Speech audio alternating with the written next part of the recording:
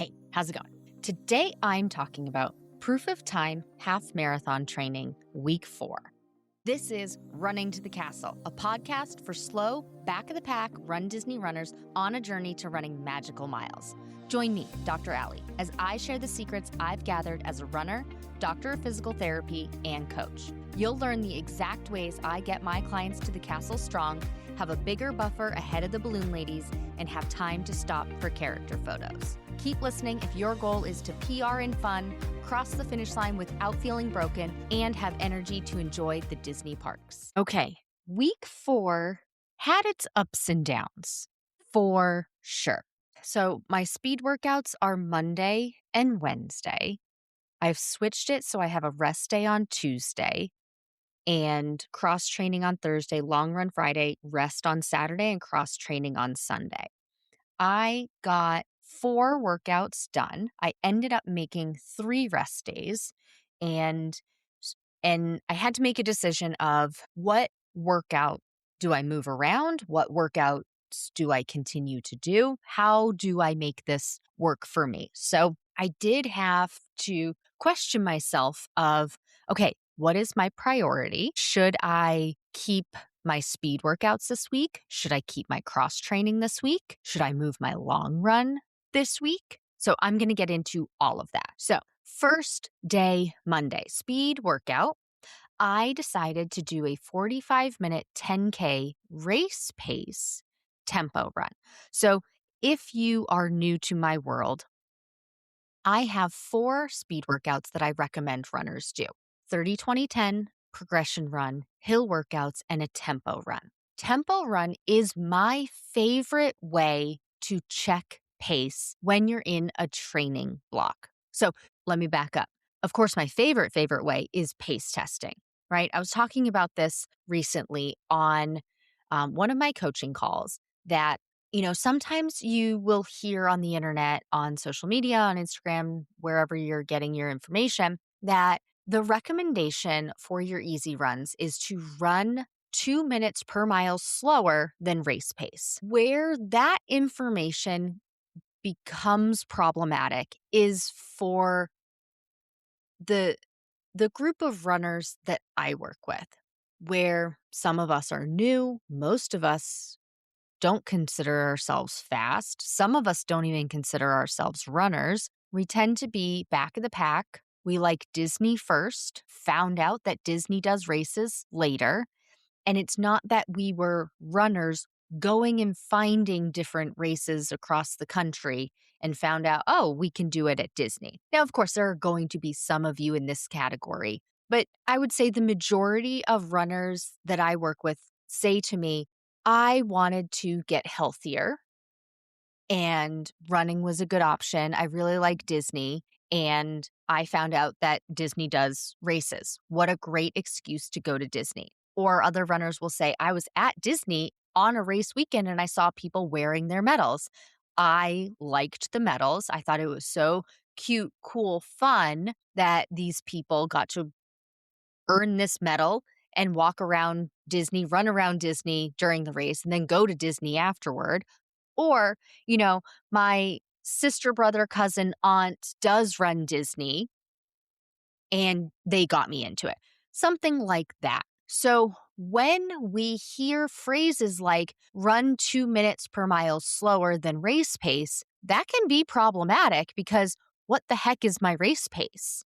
I go out and wing it, right? Like that's what I hear runners say. Like I go and run. Like I have no idea what my pace is going to be on any given day. On my long run, I have no idea. Is today's long run going to take an hour or is it going to take 3 hours? I have no idea. And that aspect of it, that having no idea, is it going to take an hour? Is it going to take 3? And maybe those are massively wild numbers of a difference. Maybe you don't, maybe you have it narrowed down more than a 2-hour gap, but maybe you don't. I don't know.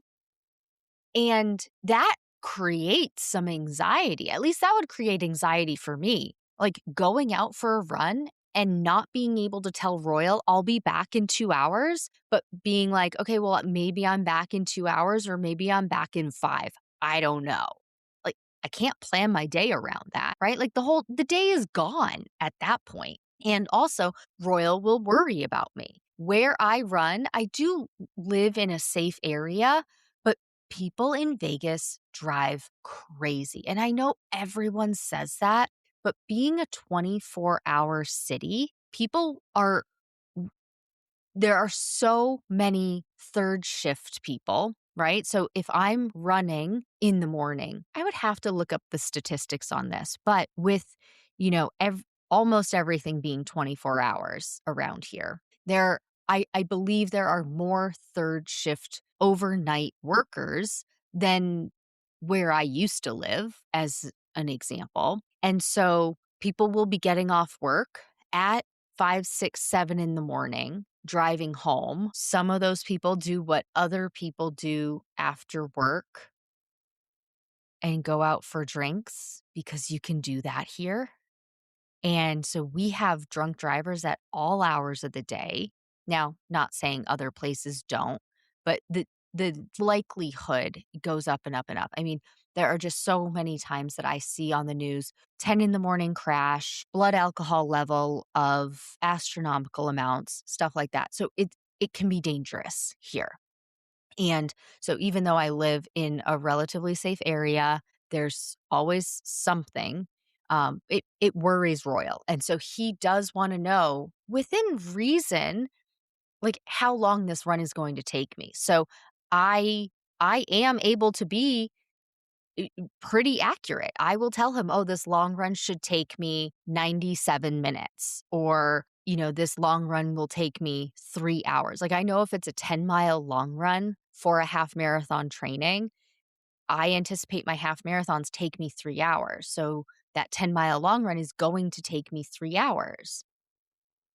I will give him some information of some wiggle room, and I'll say, "Well, if I walk more, here's like the upper end of that range." So I'll say 3, at worst 3.5 hours, but most likely 3 hours. Some days the upper limit is what it ends up taking, because I just feel it right out the gate. I'm like, "You know what? I'm not feeling running, and I'm definitely not feeling running faster today. I'm feeling like I want to run slower or walk more. So today's long run's going to take me probably 3.5 hours. At its quickest, it would be 3 hours, but plan on 3.5." And he gets nervous when I come back too soon, because he's like, I'm pretty accurate. So anyway, with the workouts, like the long run should be easy.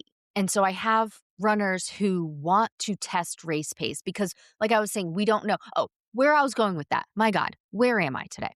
Where I was going with that is, if you are hearing like 2 minutes per mile slower than race pace, if you don't know what race pace is, you can't add 2 minutes per mile to that. So then you just go out and run, right? Another problem that comes up is 2 minutes per mile slower on race pace for us as slower runners, back of the pack runners. That pace could legitimately be a walking pace, right? I did have this conversation with a runner on a coaching call, and because I was talking about the long run and how you will hear other people say, make it 2 minutes per mile slower than race pace. And I was like, I don't recommend that for this audience, because you don't know what race pace is. And that's where I was going with the conversation. But she brought up an excellent point that I didn't even think of, that 2 minutes per mile slower than race pace could be walking pace for us. And that hasn't come into play with these other coaches and these other runners, because those runners are running 6-minute per mile paces, 7-minute per mile paces, 8-minute per mile paces. So 10-minute per mile would be 2 minutes per mile slower than that 8, right? That's not their walking pace. Their walking pace could still be a 16-minute per mile pace, but they're not inching close to that. But for us, that could be a walking pace, right? Like if you're aiming for a 14-minute per mile finish, like running time finish, 2 minutes per mile slower than that could be 16 minutes per mile. That could be a pace that you can walk at. So does that mean this long run, technically, you should be walking at? I mean, you could walk a long run every once in a while. Absolutely. I did it for the 10 miler, the 3-course challenge for Springtime Surprise. I had to walk a bunch of those long runs because life got lifey. That was fine. I ended up walking the 10 miler anyway, right? I think I talked about this where I walked the 5K. I paced one of my runners for the 10 miler. One of our other runners joined us, but the plan originally was anybody can join. I am making sure that this particular runner who has asked me to get her across the finish line, and whoever wants to join us can. And we did. It was great. It was a great time until I lost them. I'm so sorry. I still feel very bad about that. But you may have to walk it. That doesn't mean all of your long runs are going to be walking. But if you were to listen to the 2 minutes per mile slower than race pace advice, that is potentially what your pace is. But that's why I recommend pace testing, because easy run pace is going to be faster than your walk, right? Now, I'm not talking like huffing it like speed walking walk. I'll have to narrow this down to really get into the nitty gritty. But an easy pace run is some form of a run or a jog where your 2 feet aren't on the ground at the exact same time during your gait cycle. That's the difference between running and walking. But you can't listen to the 2 minute per mile slower because that potentially will happen to you. And it doesn't happen to the elite runners. It doesn't happen to these other fast runners because they're running so much faster than their walking pace that 2 minutes per mile slower, there's no overlap. But for us, there could be overlap, right? Like, I mean, even for me, let's say I want to do a 13-minute per mile half marathon, running 2 minutes per mile slower. Yes, I can jog that. Like I could do a bouncy walk, but I also can walk at a 14-minute, 30-second per mile pace. It's pushing it, which is why a few minutes ago I just said, like, I need to like figure out. You guys are listening to me figure this out in real time. Like I had this conversation last night. And so I will have more details coming soon at some point.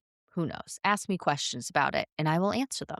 Right. But so we could come into that. So anyway, when we're talking about, well, I want to run race pace at some point. Can I do that during the long run? No, you can't. No, I don't recommend it. During a training block, no, I don't recommend it. And that's where going through the different phases of a running journey will benefit you. Don't skip the build phase. You know, many runners will just stop running, stop working out, give themselves a break because they're burnt out, they're exhausted, maybe they're injured, but give themselves a break after a race. And then they wait until the next training block starts for their next time to start running. So Springtime Surprise ends April 19th. And then, I get 2 months off until Wine and Dine training starts on June 15th. And then you're starting at zero again. You've gotten out of shape because those 2 months you will get out of the shape that you're in now. You won't necessarily go all the way back to zero, but 2 months is a significant amount of time off. And if you use that time as the build phase, you can practice running race pace then. That's what I'm doing right now. I didn't take time off after Springtime Surprise. I took the designated 2 weeks rest and recovery, as I recommend everybody do. And the harder the race or the longer the race, the newer the race distance that you do, the longer those rest and recovery weeks should be. So you may have 3 rest and recovery weeks. Most 2 is plenty. But there's the occasional 3rd week that needs to come in there. Anyway, so you can practice doing race pace on a long run, and I'll talk about that later in this episode, but you can't do that if you've given yourself 2 months off, because I recommend doing that before the training block or early in the beginning of a training block. But when you can't do that, how are you ever going to test race pace? Well, that's where the tempo run comes in. And so I did a 45-minute 10K race pace tempo run. So 45 minutes total, start with a 10-minute warm-up, end with a 10-minute cool down, and in between do the run walk intervals at designated paces. So I had to figure out if I want to finish my 10K in under 1 hour, 8 minutes, what pace do I need to run based on what finish time I want and what pace I want to walk or what pace I plan to walk during my intervals, because that's important, right? We can't plan for how fast we're going to run if we don't know how fast we're going to walk. And if I want to finish in an hour 8 for a 10K, I also need to remember that I'm probably going to run longer than race distance. So I'm still figuring out the data on it because I opened up Stronger Faster Finisher to my wait list, and so I've been programming for them. So I did ask a couple of weeks ago on Instagram how far everybody goes, how far over everybody goes on race day, and I have those numbers. I haven't had time to do anything with them. And so, but you need to plan that you're going to run more than race distance. It's the race distance. This is kind of mind-boggling to people. Race distance, the 6.2, the official race distance, when it's a certified course, there's a very specific path. They basically draw out the shortest path somebody could take during that run. So they're running tangents, meaning they're going, if it's turning a corner, they're running from the outside corner direct to the inside corner. And they're not like running around the bend. And so those are called running tangents. So they're running tangents. And that's the shortest distance somebody could take and still have done the 6.2 miles or the 13.1 miles. So that means somebody who's not running tangents is running more. And then us run walkers, when we are going from side to side with running on the left, walking on the right, you're also adding distance there. So you are going to need to plan that you are running, let's just say 6.6 miles, 6.6K instead of, no, that was right. Oh, Allie. 10K, 6.2 miles. Plan that you're running like 6.6 miles. So I actually have to be able to run 6.6 miles in under 1 hour, 8 minutes, which means I need to run even faster. And then being run walk, it's not just dividing it, the finish time by the distance, because I have to factor in how fast I'm walking. And so I did this on the treadmill the other day, and there's been discussion on, is my treadmill accurate? I don't know. I believe my treadmill is accurate, but how old is your treadmill? How's the wear and tear? Does the belt glide evenly and smoothly? Does it need to be calibrated? Like, has it been moved and have things bumped and stuff like that? There are ways to Google it and check online to see how you check to see if your treadmill is right. But I did this tempo run on the treadmill, and I wanted to see how it would feel. And looking back, like literally looking back at my notes, this was a dumb thing for me to do this week. However, I didn't know it at the time, and I will discuss that later once we get into my long run. So I did this tempo run starting at a 6.9 for race pace. And so that would be 8 minutes and 42 seconds per mile running pace, because I need to average less than a 10-minute, 30-second per mile pace. I didn't write down the exact number that the average needs to be. So between my running and my walking, I'm likely going to need to run an 8:42 or something similar. And I alternated that with my easy pace with a 3.8 mile per hour for walking. So total 24 minutes of running, because my run intervals, 3 minutes running, 1 minute walking. And so instead of doing 25 minutes of running, I just ended it at the 24 minutes. I don't think that was a big difference. It felt surprisingly good. I was prepared for it to feel awful. And so maybe I worked myself up so much in my head that I knew I could do it once it started, because I just like built it so much in my head. Now, do not get me wrong. Running 6.9 miles per hour for 3 minutes straight was tiring. It was doable for this time frame. And I have 4 months before race day. So I do think that's plenty of time to be able to run that race pace for longer. And maybe that's a tempo run that I'll do like every other month or something.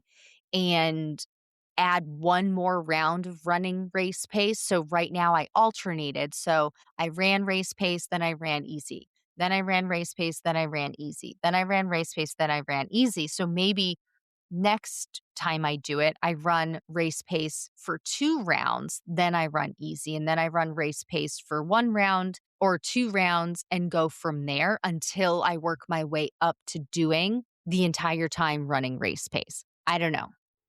So the timeline would get me right before race day-ish if I did that. I'll have to think about it. Overall, I felt really good.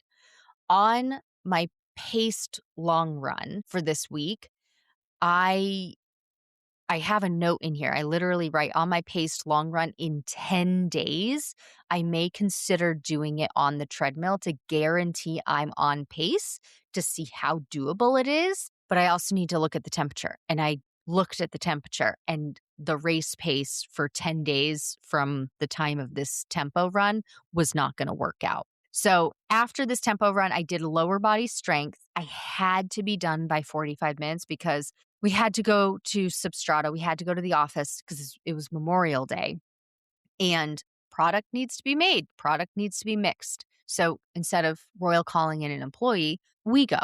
We own the business. This is just what has to happen. And that was fine. I just needed to plan for it. So I made sure to do that. Got everything gathered up, did the strength workout. I just used my machine. I just did lower body, which I am trying to split it up between 2 lower body days and 2 upper body days and just see how that goes. And so I did it. I finished in 45 minutes. I didn't get to every exercise and I didn't get to multiple rounds, but that was fine. Overall, it was good.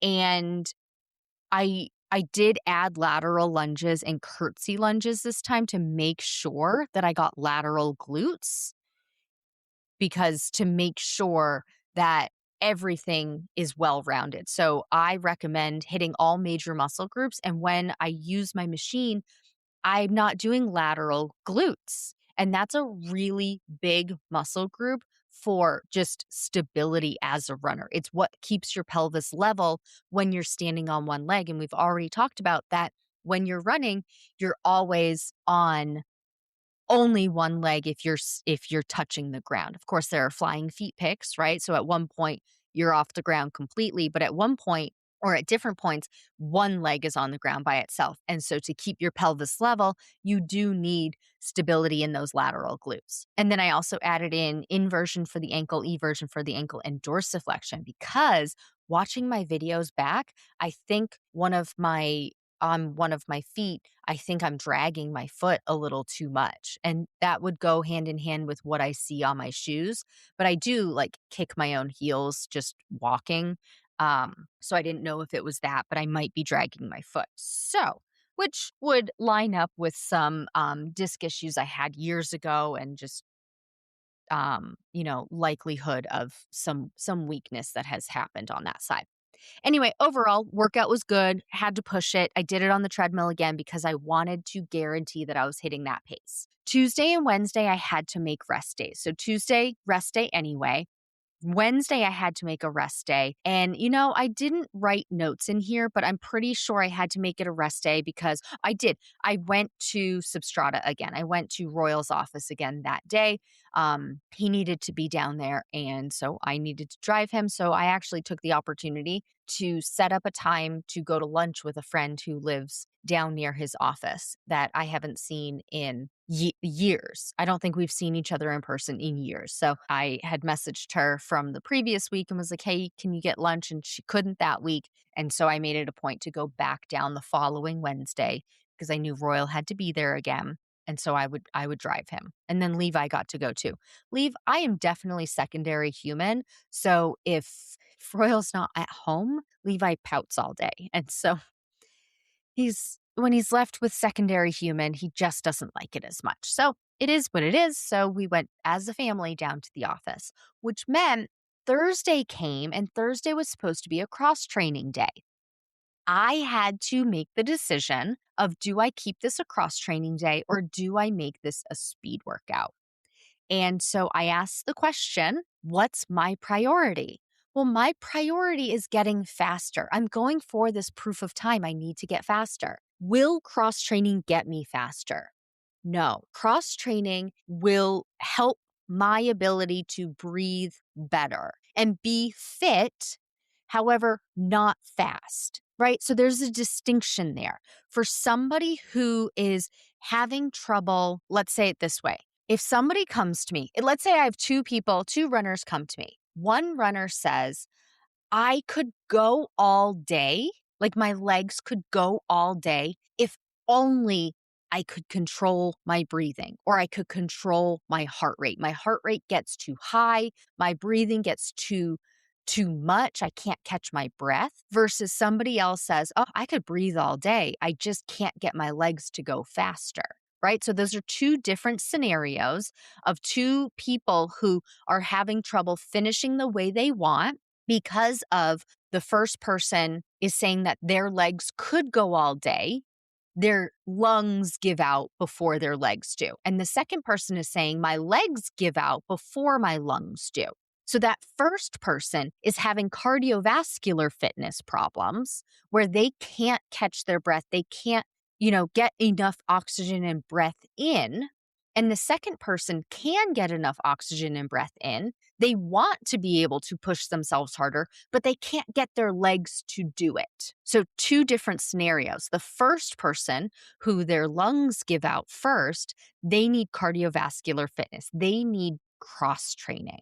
The second person where their legs give out first, they would need speed or strength. And I would dive into a few more questions with that person to really figure out which one it is. But so for each of these people, if they came to me with the same scenario I'm having where I had to make an extra rest day, if these people had to make an extra rest day, person one, runner one, I would say skip speed workout, do cross training. For runner number two, I would say skip cross training, do speed workout. So that's where I am at. That's my boat right now, where I want to get faster. It's not my heart and my lungs that are giving up before my legs give up, right? So instead of doing cross training on Thursday, I did a speed workout. And this week it was a hill workout. And so it went much better than it went last time. If you follow me on Instagram, you saw like a month ago or 2 weeks ago. It's happening every other week. 2 weeks ago, I had to lay on the floor for an hour after my hill workout. It was early. It was rough. I had to drink some maple syrup. My sugar levels just plummeted. And I know it was sugar levels because drinking the maple syrup made it better. That's pure sugar. My blood pressure was fine and I was not dehydrated. So of those things, could it have been something else? Maybe, but I can't test that at home. But again, the sugar helped it. So sugar, we're going with sugar. So the hill workout, so much better. I did all of the things to prep for it. And so I took a salt pill. I took a salt pill last night. I took one this morning. I drank 24 ounces of water, more than I usually do when I first get up. I had an English muffin with butter and jam plus applesauce for breakfast. I ate slowly. I drank slowly. I got up around 6 with my coffee. I wasn't out the door for my workout until 8:45. I did do it outside. I drank half a Coke right before I went out, and I brought 1.5 servings of Nerds Gummy Clusters, and I added a 5-minute rest and fuel break at the halfway point of my hill. So after 5 rounds, my sugar didn't plummet. I didn't feel sick like I did last time. Now, like I said, I changed multiple variables, so I don't know exactly which one it was. Was it the waking up late? Was it the extra water and salt pill and more the water and combination of Coke? Because remember, we talked about osmolality a couple of weeks ago. What was it that? I don't know. But honestly, I don't care because I did not want to feel that way again. And if this is just how much I need to prep for a hill workout, so be it. So be it. All of these things are totally manageable, easy for me to do, simple for me to do. I just need to remember to do them, but I can make reminders. And avoiding feeling like that again is totally worth it to do all of this extra prep because that was awful. Levi didn't get up super early. He was actually exhausted from being at work the whole day before. I didn't start my workout super early. Like, so many different things changed, but it does not matter. I did not want to feel like that. During my strength workout, I had 45 minutes or so again because I procrastinated the hills workout so much. I was so nervous. I was so nervous for this hill workout. I was so nervous I was going to feel like that again. And I kept actually thinking, like, am I nervous or do I have to pee? Like, when you get that feeling in your stomach? Well, I did have to pee, but I also was nervous. But anyway, I procrastinated. I sent out a bunch of emails. I posted on Instagram. I procrastinated the heck out of that workout. That's okay. It's fine. It's fine. I got it done. So I got it done. Great. Then I did my strength workout. I had 45 minutes, like I said, and I didn't do it circuit style today because I already knew what exercises I could get done in the 45 minutes because I did that on Monday. So typically I recommend doing circuit style if you have a time constraint for your workouts or you're new to working out, where you don't know how your body's going to react to the different exercises, how long it's going to take you to do a workout, things like that. I recommend circuit style. So then you do one set of each exercise. You do them all in a row until you've done them all, and then you get to start a second set. Because what happens if you only have 45 minutes and 3 sets of 10 repetitions? You do 3 sets of 10 repetitions for all of your exercises. What if you have a list of 10 exercises and you only get through 4? Because that's how many you can get through at 3 sets of 10 in 45 minutes, right? So if you do it that way, and we always start at the top of the list, right? If you always do it that way, you're always just repeating the exact same exercises. But when you do it circuit style and you get through all of the exercises first before any of them get a second round, then you've at least kept it well balanced, well rounded. So I recommend that. But this time I didn't need to do it because I knew how long each exercise was going to take me. So I was able to do it. I did do lateral lunges and the curtsy lunges first because they weren't on my machine and I didn't want to forget them. And also I didn't want to do them, so I didn't want to avoid doing them, right? Anyway, I did them. Lateral lunges went great. They were fine. Curtsy lunges, not so good. Curtsy lunges, if you don't know, it's you stand, and I'm going to do my right curtsy lunge, and I'm going to explain what that looks like. You step back with your left foot diagonally behind you like you're curtsying. And that's how you do the exercise. And then that left leg comes back up, and then you do the same thing again. Or you could alternate right, left, right, left. Alternating is dynamic. Actually, the way I just described the curtsy lunge is also dynamic. And I didn't change that, and I should have. So next time I go to do them, maybe that will be part of the change. Anyway, curtsy lunges did not go well. And so when my right leg was in front, so doing right curtsy lunges, my left knee, specifically the outside or lateral edge of my patella, of my kneecap, hurt. After about 5 reps, it was a sharp pain. And like I was recording it. So I think I even winced like on camera. I would have to go back and look at it. I tried it again and it did it again. So I tried a smaller range of motion and I was able to do it pain-free. And then I did slightly more range of motion until I was just edging into slightly hitting that pain, but I didn't push through it. So for the next set, when I switched, I ended up just deciding, you know what? I can't do this full range of motion without this pain, with no weight, because I was not holding any weight, without weight. So I'm going to switch the exercise. I'm just going to do a reverse lunge. And that was better. I was trying to see, is this a dynamic component of it? Because I was going back and forth from side to side, or was it the curtsy aspect?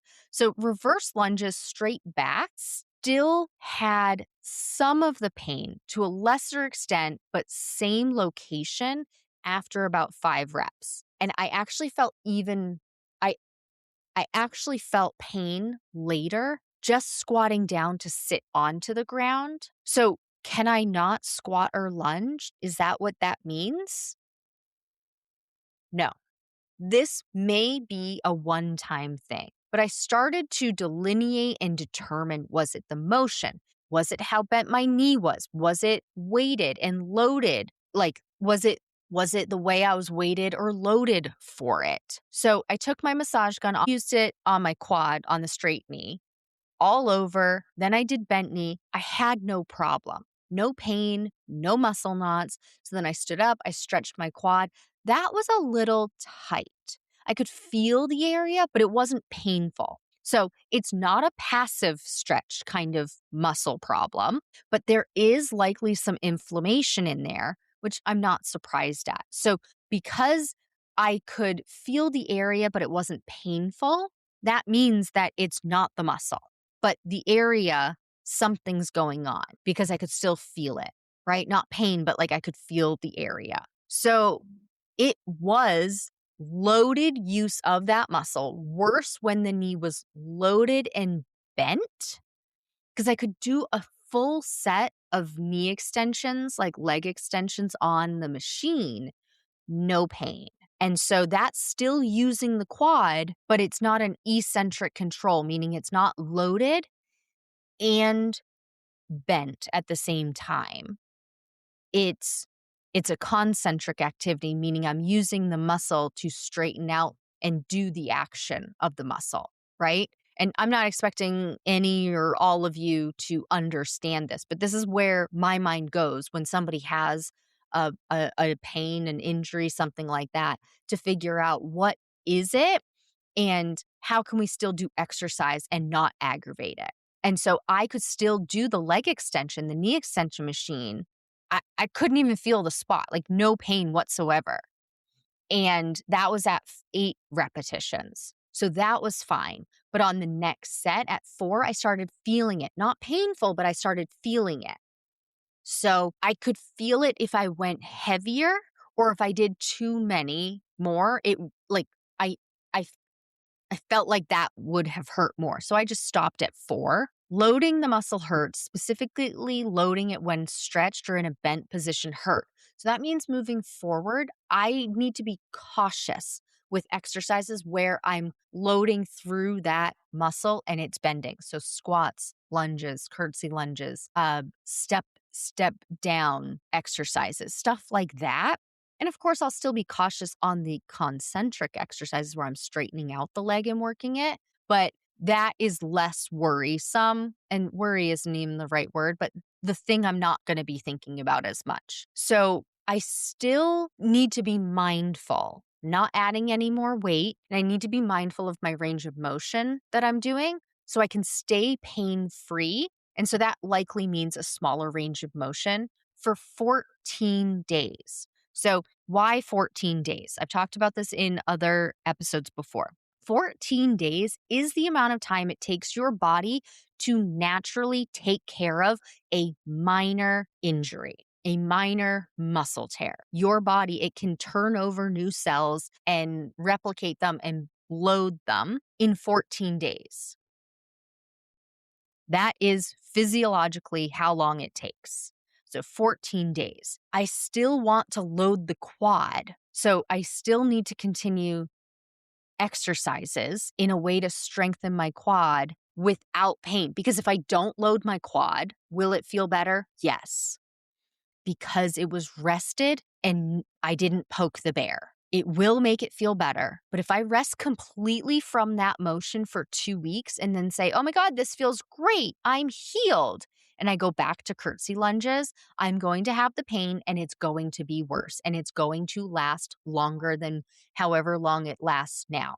And at the time of this recording, it's been a while. I don't even think my knee bothered me the next day, but my body will start healing that quad and putting scar tissue down because that's the natural part of the healing process. But because if I don't load it, that scar tissue glues itself down and it does not turn into mobile contractile tissue. It stays as a fibrous, tough tissue. And so then it would be like trying to bend through glue, and it rips off the glue and it rips the muscle tendon that that glue is adhered to. So instead, I'm going to gently load it. The glue is still there, but if I gently load it, the scar tissue actually starts changing fibers. And then as I load it more and more and feeling better, it doesn't rip off the glue because the fibers have started realigning themselves. If you have questions about that, especially if you're in Stronger, Faster Finisher, I can talk about that on a call. Kind of need to, I have a way of showing like how it goes down. Like scar tissue goes down very haphazardly, like in a cross-sectional pattern. And then as you gently load it, it actually straightens out the muscle fibers. So if you imagine one hand is perpendicular to the other hand with your fingers all splayed apart, and then slowly turn one of your hands so that now they're parallel with each other. That's what happens. Scar tissue, when it's gently loaded, it starts aligning those fibers into a straight line together. So it's not like a woven basket. It's like lining up pieces of rope next to each other. That might be the best way to put it. Anyway, those exercises didn't go great that day. And that's fine. That was the last leg strength day for the week. I took a hot Epsom salt bath that day and everything turned out to be fine. Then the next day was my paced long run. So earlier in the week, I had thought to myself, okay, I'm going to do my paced long run in 10 days, next Friday. And that was the plan. However, when I looked at the weather, the Friday that was supposed to be a paced long run was going to be 103 degrees at the hottest part of the day, which the hottest part of the day is like 3 or 4 o'clock, and I was not going to be running that day. But if that's the hottest part of the day, the beginning of the day is also hotter. So I knew that the Friday that I'm talking about now, May 29th, was going to be the hottest part of the day was going to be like 80 degrees. So that meant a 23-degree difference from the next week. So I decided, you know what? I'm going to do my paced long run this week in 60-degree weather instead of 80-degree weather. Could I have done it in the hotter weather? Sure. Would it have been the end of the world? No.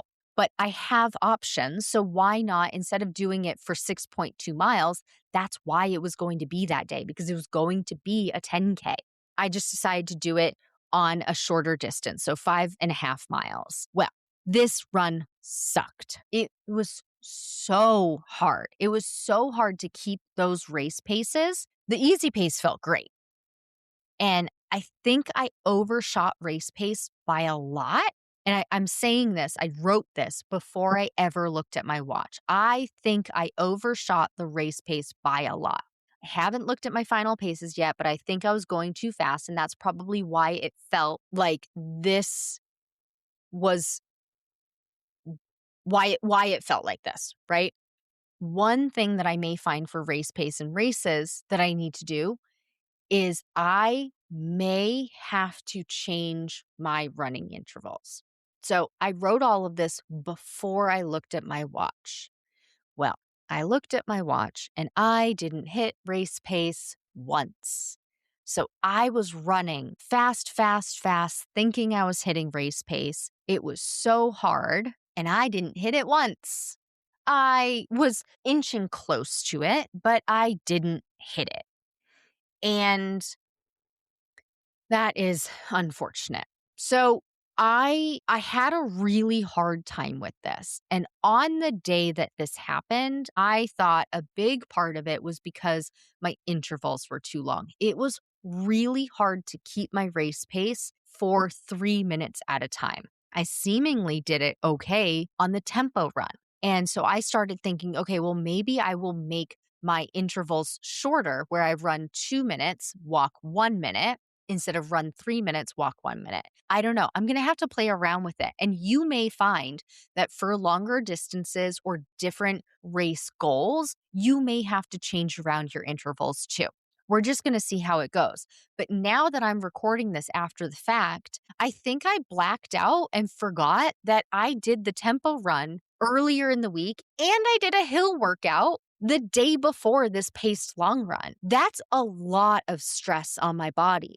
Like, I talk all the time about not doing long runs fast because you need to give yourself a break, so to speak, right? But I am practicing race pace on this long run because I'm in a build phase. It's not new miles, but looking at the lineup of my speed workouts, and this is technically a speed workout for longer amount of time. I mean, this run should have taken me about 80 minutes, so an hour, 20 minutes. I don't remember, and I'm not going to look at my watch right now on if how long it actually took me, but looking at this, no wonder this run did not feel good. I was probably still feeling pretty tired from the hill workout, and I may still have been feeling tired from the tempo run earlier in the week. So remember, like, the hill workout and the tempo run felt really good, and this one felt awful. So the rule of threes, of thirds, or whatever, like, I was due for one to not feel good. It's just unfortunate that it was this one. But I also I was more concerned with the temperature. And so I wasn't really paying attention to all that the rest of the week encompassed. Right? Then my knee didn't hurt. But what if there was still some lingering hesitation, for lack of a better term, from the strength workout yesterday or the day before? Right? Like, there are so many different factors. I fueled well the night before. I had a good carb dinner. I had a good carb breakfast.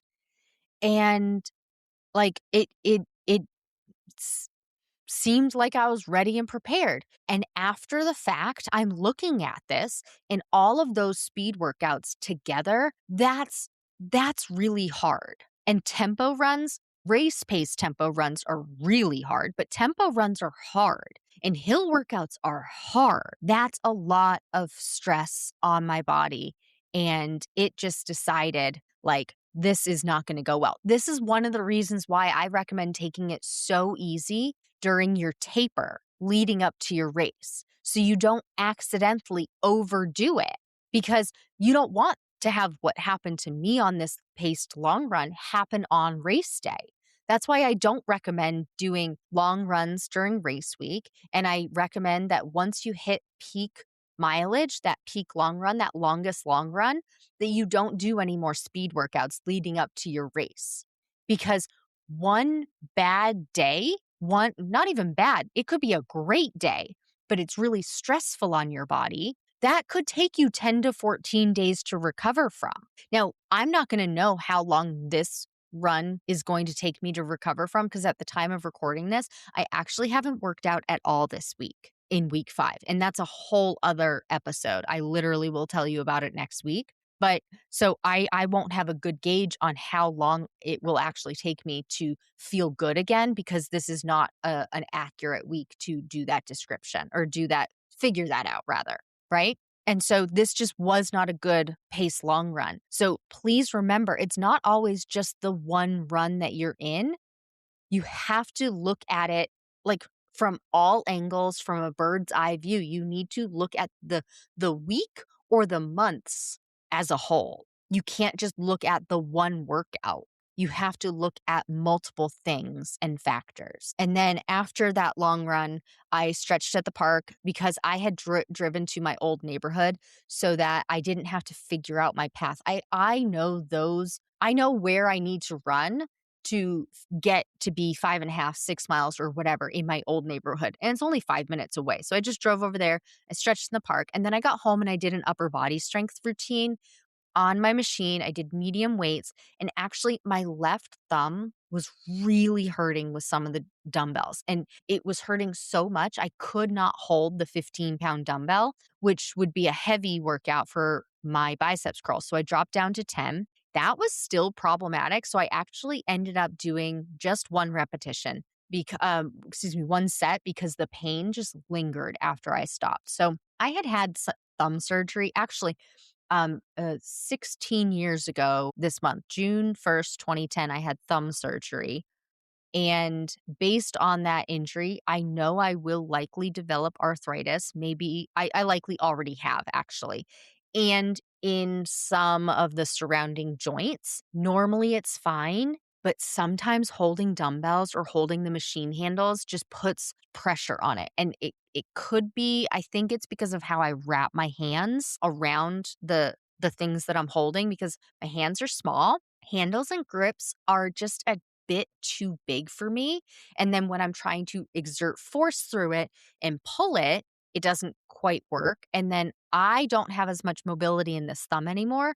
Now, from an outsider's perspective, I do, but I don't. So like it doesn't move the same way my other thumb does, which is a good thing. Like it's not supposed to have as much mobility as the other thumb did. I dislocated and broke that thumb.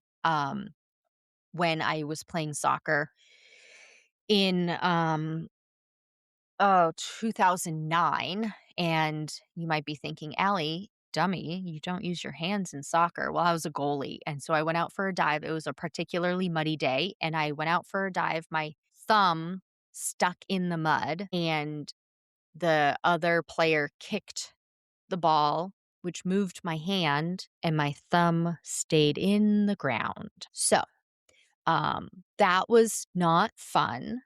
Part of it was fun because it was while I was in physical therapy school, and I actually diagnosed myself before I went to the doctor, and I was right. So give myself a little pat on the back for that one.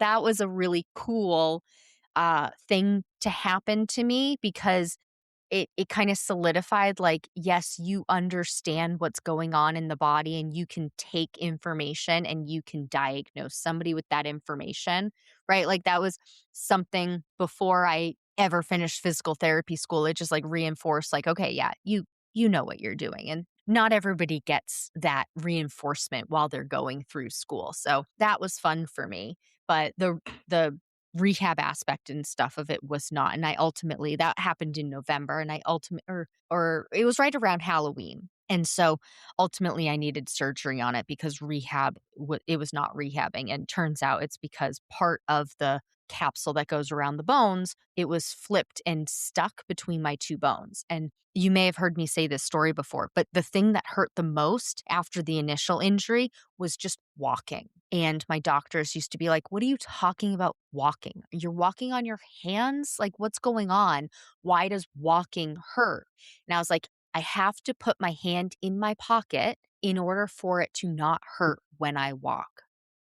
And this is one thing that has helped me work with patients in the physical therapy clinic and runners who have any kind of symptom from running. It has helped me just listen to the symptoms and always believe them because they know their body best. And this just reinforced it. Like it doesn't make sense that walking was the most painful thing after the initial injury, but once they went in for surgery and they found that this thing was wedged between my bones, it made perfect sense. Every step I took, there was a jostle. And so it put a little bit of pressure. Those bones came a little bit closer together and then they came off and then they came a little closer together. But when I stabilized it, it didn't hurt because I didn't have that bouncing in my thumb. And so it made perfect sense and it has actually helped me with the way I work with people through the years. And so that was really weird. So I had surgery to fix it and it's been great.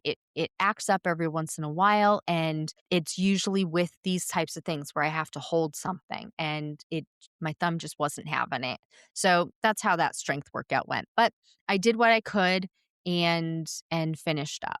And then Saturday was a rest day. Sunday was a cross training day. I actually don't have any notes about this.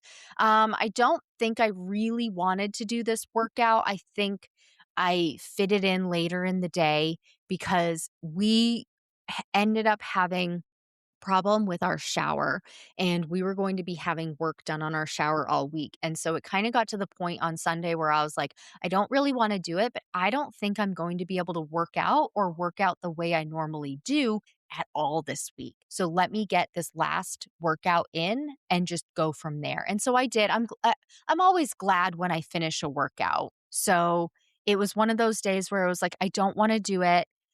And I don't know if I'm going to be able to do it all week. So I might as well do it now. And so I did. And it worked out just fine. I just walked on the treadmill on an incline. And like I said, I don't have any notes on this. I don't remember why I don't have any notes on it. I probably just got lazy and didn't take notes on how it went.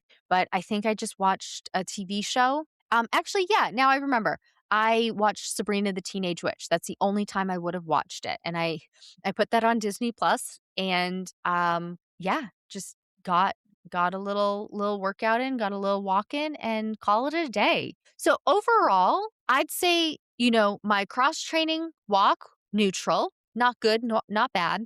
Paced long run really hard. The 2 speed workouts really great. Hard but great. So 2 great, 1 not great, 1 neutral.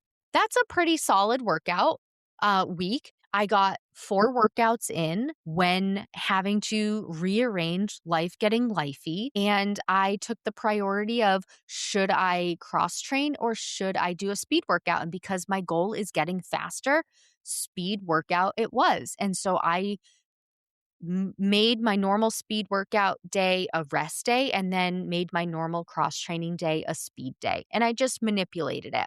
But I do want you to remember that if a workout isn't good, we do have to look at your fueling. We do have to look at temperature. We do have to look at hydration. But we also need to look at what the rest of the week has looked like, either exercise wise or stress wise, because that is going to put more stress on your body and could be the reason that something isn't feeling good. So remember, it's not always just the workout itself, but it's everything else in your life surrounding that workout that can make it good or bad. Please take what you've learned in this episode and use it to adjust your strategy for your RunDisney race training. It's not about doing more. It's about doing the right things in the right balance so you can finish strong, not broken. And if you want personalized guidance specific to your race, your injury history, your running background, and your goals, that's exactly what we do inside Stronger, Faster, Finisher. You'll get step-by-step instructions and a proven system to help you train smarter from start to finish.